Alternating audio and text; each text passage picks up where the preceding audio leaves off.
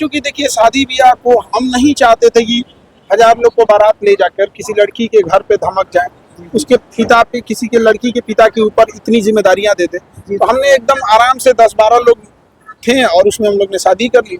उसके बाद रिसेप्शन, चूंकि वो हमारे कंधों पे जिम्मेदारी है, तो हम यही कहेंगे कि बाकी लोगों से भी कि भाई किसी लड़की के पिता अगर सक्षम हैं तो ही आप जरूर उस हिसाब से उनके ऊपर बोझ बनिएगा। ये नहीं कि आप है तो मतलब अब अपनी अपनी चॉइस है, अपना अपना वो है।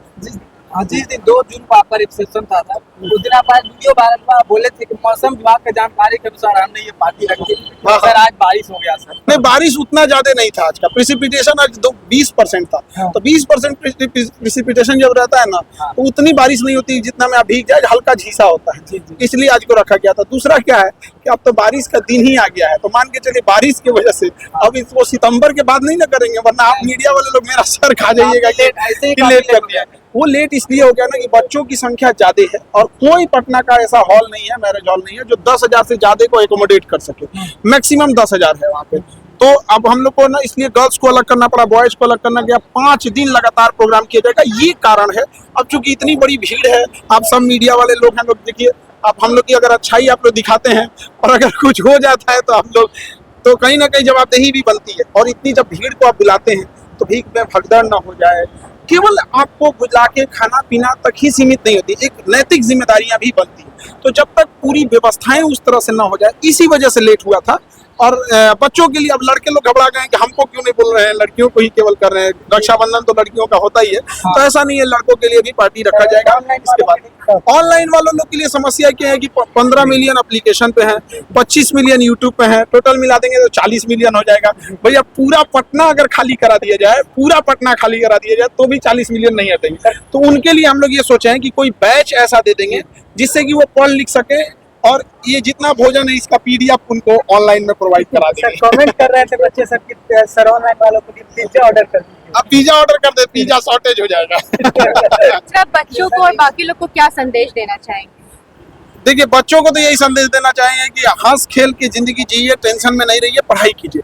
क्योंकि बच्चों के लिए सबसे बड़ा टेंशन की बात क्या है, अगर बच्चे 1 नंबर से भी अगर विफल हो जाते हैं तो लोग उन्हें इज्जत देना छोड़ देते हैं। ऐसा नहीं है कि किसी का 1 नंबर ज्यादा है तो अफसर है और गलती से बेचारे का 1 नंबर कम है तो वो कोई पापी हो गया। लेकिन एक बच्चे का तकलीफ समझिएगा, 1 नंबर, आधा नंबर से ना कई लड़कियां लौट गई हैं, कई बच्चे लौट गए हैं। कई लड़कियों को अब जाके ससुराल जिंदगी भर रोटियां बेलना पड़ेगा, उनकी मेहनत का कोई कदर नहीं करेगा। बेचारी सबके सबसे पहले उठेगी, सबसे के लिए खाना बनाएगी, फिर कोई आएगा कहेगा करती क्या हो, घर में बैठी रहती हो। तो ऐसी लड़कियों से, ऐसे लड़कों से भी कहेंगे कि हिम्मत मत हारिए, कहाँ कमजोर पड़ रहे हैं उसको देखिए और निरंतर मेहनत करिए। बाकी लोगों से भी कहेंगे देश में सब लोग एकजुट मिलजुल के करें। अब हमारा तो ये रिसेप्शन था, अब इसके बाद बच्चों के लिए बॉयज का है, अब उस पर हमारी अगली तैयारी रहेगी। सर अंदर लड़कियां कह रही थी कि सर मैम को नहीं लाए। एक्चुअल में क्या होता है, जब आप वर्किंग में करते हैं तो कोई जरूरी नहीं होता है कि सबको छुट्टी एक टाइम पे ही मिल जाए। अब आप में से अगर कोई वर्किंग वाली लेडीज होंगी तो शायद उन लोग को उस दिन, जिस दिन आप चाहे छुट्टी मिलना, तो शायद जरूरी नहीं कि छुट्टी मिली जाए। और हम अगर ज्यादा जबरदस्ती कर देंगे नहीं छुट्टी लेवे कीजिए तो किसी दिन वो भी कर देंगे नहीं आप क्लास छोड़बे करिए, तो थोड़ा आज बहनों के लिए कितने प्रकार का यहाँ आइटम खाने में? देखिए आज तो veg, non veg, South Indian, North Indian, सब चीज कुछ नहीं। रक्षाबंधन में एक्चुअली क्या होता है, नॉन वेज नहीं रख सकते। अब जो नॉन वेज खाने वाले हैं वो नॉन वेज के लिए तो भाई लोग कंजूसी नहीं ना करेंगे, कोई कंजूसी नहीं करते हैं यहाँ पे। बस थोड़ा सा वक्त का नजारत होता है क्योंकि बच्चों का ना 9 बजे हॉस्टल बंद होने लगता है।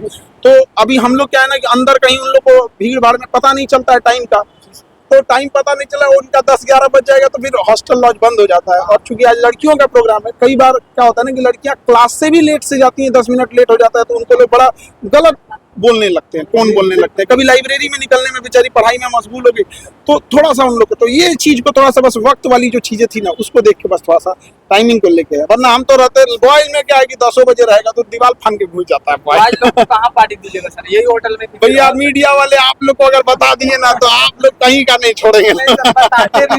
नहीं, मीडिया में बताने का मतलब है कि कहीं पता चल जाएगा। देखिए सीक्रेट पार्टी दी है तो कल 1 दिन पहले पता चला। हाँ, मतलब प्राइवेसी के लिए हम लोग जाने जाते हैं। यहाँ पे लोगों का पेपर लीक हो जाता है, लेकिन हमारे यहाँ इतना बड़ा सस्पेंस बना के रखते हैं। यहाँ नहीं लीक हुआ। 20,000 लोगों का रिसेप्शन हुआ, लीक हुआ था कहीं?